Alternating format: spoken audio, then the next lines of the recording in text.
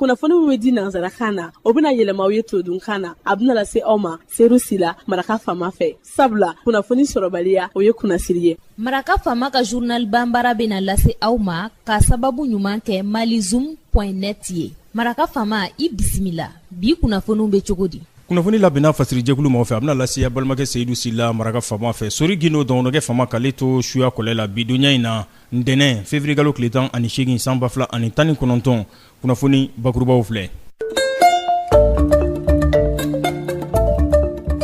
Jamana ɲɛmaa kɔrɔ Faransi jamana tɔgɔla François Hollande ale bisimilara anw ka jamana kɔnɔ a ka taama sen fɛ jamana ɲɛmaa Ibrahim Boubacar Keita fɛ faama dagayɔrɔ la.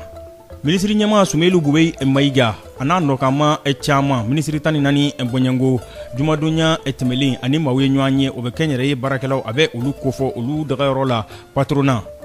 Kulu min bɛ yen n'an ko a ma Pôle des actions d'intégration des droits humains en Afrique PACENDA olu maa ɲɛyɛlɛkɛw yaasa ka ɲɛfɔli kɛ u ka lahalayaw la cogo min na u ye laseli kɛ ka ɲɛsin dɔnnibagaw ɲininaw ma a kɛra u dagayɔrɔ la. Dɔnnibagaw la kumabaw olu ye nin ye minnu bɛna walawala aw ye sisan dani na.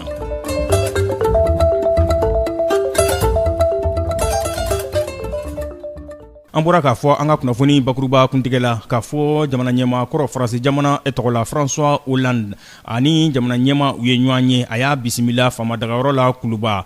Jamana ɲɛmaa Ibrahim Boubacar Keita ani a jamana ɲɛmaa ɲɔgɔnkɔrɔ in n'o ye François Hollande ye u ye sigikakuma waleya u ni ɲɔgɔn cɛ. Kunnafoni disiraw y'a jira k'a fɔ nin kɔni ye terima fila ka ɲɔgɔn ye de ye mun na n'u ye i ka dɔn k'a fɔ wulikajɔ minnu kan ka kɛ jamana ka basigi u ye hakilina falen kɛ o lahalayaw kan. Nin taama min filɛ jamana ɲɛmaakɔrɔ tɔgɔla François Hollande Ibrahim Boubacar Keita ko nin kɔni ye ale balimakɛ nalen de ye bɔ a ye u ye sigikakuma u ye waleya u ni ɲɔgɔn cɛ. A bɔlen Mauritaniikaw fɛ yen ka na faaba kɔnɔ yan a bisimilala maa min fɛ o ye minisiri ɲɛmaa ye Sumelu Bube Mayiga. François Hollande a taara ɲɛdama kɛ lapitaniso la n'o ye Luxembourg maire enfant ye. O de kɔfɛ ani jamana ɲɛmaa Ibrahim Boubacar Keita u ye ɲɔgɔn ye. Jamana ɲɛmaakɔrɔ min filɛ Faransi jamana tɔgɔla ani a baarakɛɲɔgɔn maa saba Bɔɲango olu de tun bɛ ɲɔgɔn fɛ. Faransi wagande minisiri kɔrɔ Michel Sapin a n'o tun bɛ ɲɔgɔn fɛ. A ma bɔ faaba kɔnɔ yan a na tɛ kunda Guinée Conakry kan Alpha Condé ale ka jamana.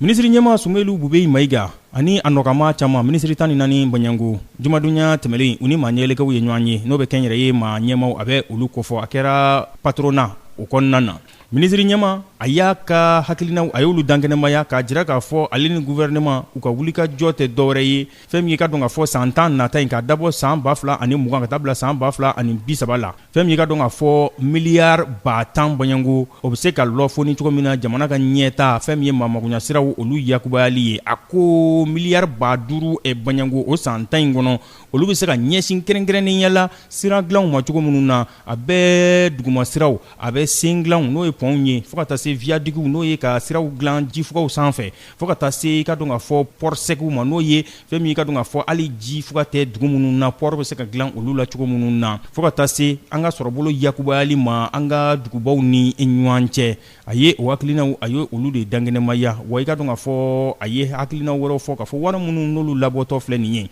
ko dɔwɛrɛ tɛ sira dilanw kɔfɛ a n'a boli belebeleba caman kan Sikaso filɛ nin ye ale ye Ba Maliba ka sɔrɔbolo jidi duguba ye ko fɛɛrɛw na kɛ yaasa Sikaso ani duguba tɔw u bɛ se ka wabɔ cogo min na k'u gɛrɛ ɲɔgɔn na Office du Niger ale maamagoɲafɛnw olu ka taa ni ka segin bɛ se ka nɔgɔya cogo min na a ko filanan o ye fɛn min ye ka dɔn k'a fɔ ka sira belebelew ka manaji bɔn olu sanfɛ o sira belebele ninnu n'i y'olu fara ɲɔgɔn kan o bɛ taa fɔ kilomɛtiri 1075 Bɔɲango la o bɛ kɛ sababu ye Tombouctou ni Mauritanie olu ka gafo ɲɔgɔn na ka tɛmɛ Tawudeni fɛ fɛn min ye ka dɔn k'a fɔ sira minnu bɛ n'olu tiɲɛ bɛ olu fana bɛ se ka dilan cogo minnu na Mali ni Sénégal ka surunya ɲɔgɔn na o siraw bɛ tɛmɛ Kolokani fɛ Kayi o bɛ taa fɔ kilomɛtiri 770 Bɔɲango la a ko a sabanan ye mun ye sa o de ye fɛn min ye ka dɔn k'a fɔ an ka dugubaw yɛrɛ kɔnɔna siraw olu bɛ se ka labɛn cogo minnu na ka tila ka se naaninan n'o ye pont naaninan ye k'o dilan Bamakɔ yan ko wa ko viaduc n'o de ye ka sira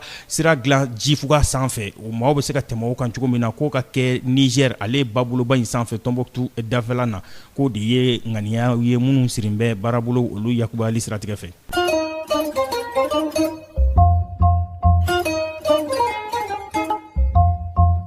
kuluba min be n'an ko ma pôle des actions d'intégration des droits humains en Afrique bakuruba fɔlɔ ko nin yɔrɔ in de ma ko pasenda yaasa a ka baarabolo bɛ se ka faamu cogo min na u ye laseli kɛ ka ɲɛsin dongwɛrɛw ɲininaw ma a kɛra u dagayɔrɔ la maison de la presse alamisa donya tɛmɛlen pasenda maaw ko olu tɛ dɔwɛrɛ ɲini dɛ fɛn min ka dɔn ka fɔ fununkɛni maa ba 30 Banyangu commune 30 Banyangu kɔnɔna na commune 6 farale u ka Bamakɔ faaba kɔnɔ yan nɔ u bɛ se ka wuli ka jɔw kɛ cogo min na fɛn min ye jamanadenya kanu ani fɛn min ye ka dɔn ka fɔ lakanda fɛɛrɛw fo ka taa se kɛlɛjugu minnu n'olu bɛ se ka bi jamana kan olu bɛ se ka kunbɛn cogo min na hadamadenw ka hakɛw olu ka makaran k'olu bɛ wuli ka jɔ de la o baarabolo olu bɛ se ka yakubaya cogo min na ko o baarabolo waleyali o bɛna t'i jɔ CFA wari miliyɔn 132 Banyangu la o tɔrɔmɔɲɔbɔ o bɛ ka kɛ ambassade du royaume du Danemark de fɛ u bɛ k'olu dɛmɛ yaasa olu bɛ se k'o baara in kɛ kalo 24 Banyangu kɔnɔ. Nin kumakan ninnu sɛbɛntiyara pasenda a ɲɛmaa fɛ n'o ye Amadu Konate.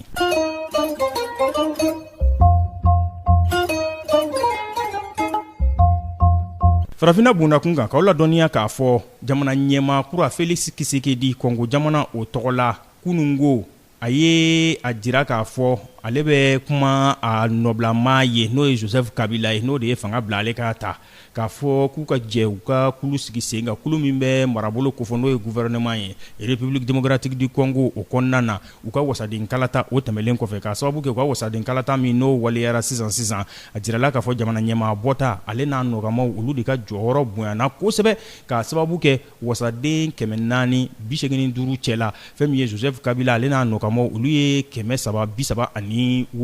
o bɛ jɔyɔrɔba kofɔ olu y'o sɔrɔ a tɔnin dɛ fɛn min ka dɔn ka fɔ jamana ɲɛmaa donta Kisekedi ale ka maaw olu yɛrɛ ma se ka député wɛrɛ sɔrɔ 32 kɔ o de kosɔn ale ni Joseph Kabila ani u ka maaw olu de bɛna jɛ ka fanga ka baara kɛ ɲɔgɔn fɛ k'a sababu kɛ o wajibiyara olu ye jɔyɔrɔba sɔrɔ wasabulon o kɔnɔna na.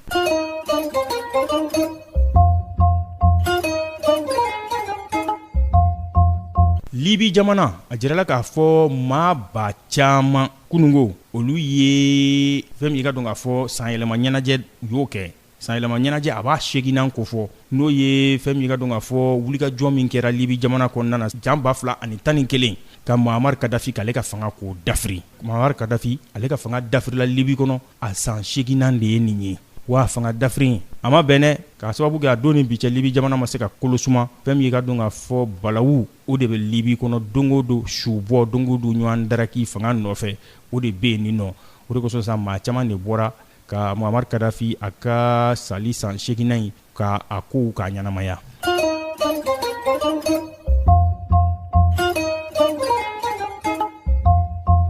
Farikolo ɲɛnajɛ lahalayaw la Adama Mayiga radio Bɛnkan ani malizum.net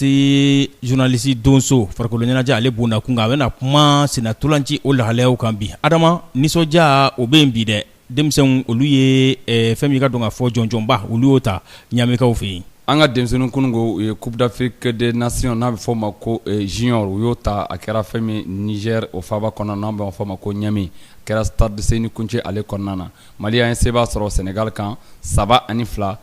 penalty kɔfɛ balontan yɛrɛ kuncɛra 1-1 maa min ye Mali ka cɛlu kɛ sa o kɛra Boubacar Traoré sanga 10 ani sanga 6 na o waatiw la o tɛmɛnen kɔfɛ Mamutu Kane n'u b'a fɔ a ma ko Mourle a n'a ka denmisɛnninw olu bɔra sisan k'u tɔgɔ sɛbɛ fɛn min ye farafina dolanci ale kɔnɔna na ani Mali dolanci yɛrɛ kɔnɔ ka sababu kɛ olu bɛna fɛn min jamana Mali bɛna kɛ jamana 10 ye farafina min ye nin coupe in ta an bɛ se ka min kɔni fɔ n'o ye Coupe d'Afrique des Nations junior ye o kun kɔnɔna na bi wulada in na donc an b'a fɔ kunbeli belebele kɔni o taara ka ɲɛsin an ka denmisɛnninw ma an bɛ se ka min kɔni fɔ ka sababu kɛ u ye min kɛ nin ye o ye jamana u y'a kunkɔrɔta donc bi wulada in na 15h waatiw la mɔgɔw kɔni bɔra ka caya ka taa denmisɛnninw kunbɛn Senu donc o yɔrɔw la ka sababu kɛ fɛn min jamana ɲɛmaaw olu kɔni ye avion kɛrɛnkɛrɛnnen de ta ka taa denmisɛnninw nɔfɛ ka bɔ Niamey ka na Bamako o kɔnɔna na an b'a f'u ma k'u ni ce u ye min kɛ nin ye ka sababu kɛ u ye fɛn min ye faso jɔnjɔn u y'a kɔrɔta kosɛbɛ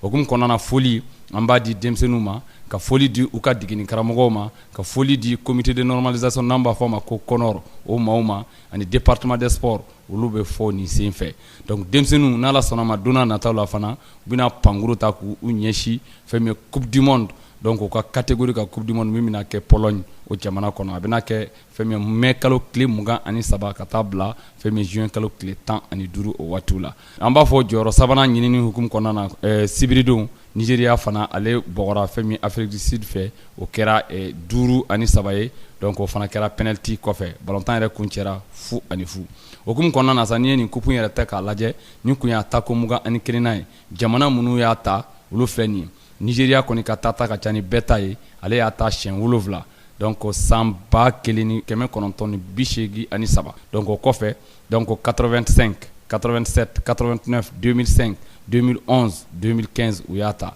donc Égypte ale y'a ta siɲɛ 4 donc o kɛra 1981 1991 2003 ani 2013 Ghana ale y'a ta siɲɛ 3 1993 1999 ani 2009 Algérie Cameroun Maroc Angola Congo Zambie ani Mali olu y'a ta siɲɛ 1 donc b'a fɔ dɔrɔn n'Ala sɔnna ma donna nataw la an ka denmisɛnninw kɔni bɛna taa Pologne duwawuba kɔni o b'u nɔfɛ pour que n'u taara yen nɔ fana fɛn min coupe du monde u ka se k'o fana ta donc foli belebele o bɛ di Mamutu Kane Murle ma ka sababu kɛ k'a to dolonciya la an b'a fɔ 1989 ale yɛrɛ taara final la a ma se ka coupe ta o y'a sɔrɔ ale kun ye Mali ka jɔkɔlɔsiba ye nka kunungo ale de kun ye degeni karamɔgɔ ye a ye jɔnjɔn ta k'a di Mali ma foli a b'a ye ani jamana kɔnɔdenw bɛɛ lajɛlen ka sababu kɛ wulikajɔw kɔni olu bonyana pour que Mali ka se ka coupe in ka se k'a ta foli belebele fana an tɛ ɲina comité de normalisation n'o ye kɔnɔri ye donc madame Daw Fatamata Gindo foli b'a ye. Nin tun ye Adama ka ɲɛfɔli ye farikolo ɲɛnajɛ ale lahalayaw kan. Adama b'a fo kosɛbɛ a ka baara ɲɛdɔn n'a ka cɛsiri n'a ka jija la k'a fɔ sa ko Ala ka nin ɲɔgɔnna cɛya Mali farikolo ɲɛnajɛ ale bondakun kan.